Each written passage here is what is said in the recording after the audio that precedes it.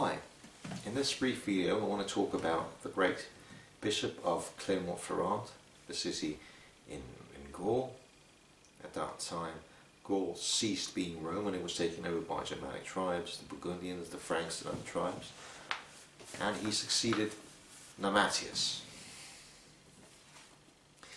Now, Barhius was a most saintly and devout man. At that time the church had very little property inside its city walls. The bishop had his lodgings in what is now called the sacristy. He was in the habit of getting up in the middle of the night to give thanks to God before the high altar in his cathedral.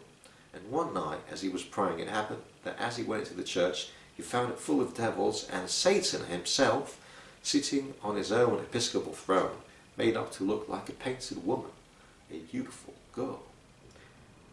So Barhius cried, "You hideous prostitute, is it not enough that you infect other places with every imaginable sort of foulness, without your defiling the throne consecrated to the Lord by sitting your revolting body on it?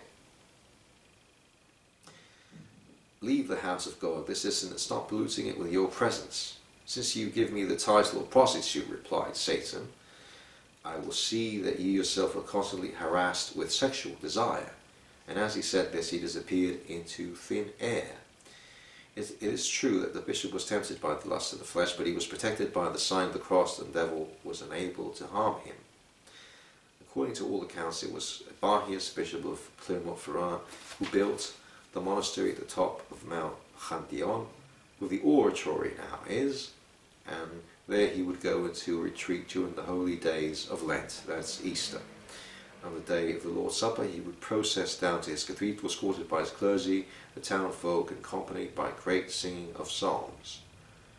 And when Barhius died, he was succeeded, of course, by the great Latin poet, historian, and Bishop Sidonius Apollinaris, and we're going to do a special on Sidonius Apollinaris. I've got his books in Latin, the Loeb translation from Latin. So here we have Barhius, the Bishop of Clermont-Ferrand, facing Satan himself and not being tempted by beautiful girls. He didn't want to have sex with beautiful girls so that he could be pure and he could do his service at the city of Clermont-Ferrand in Gaul, in Frankish Gaul.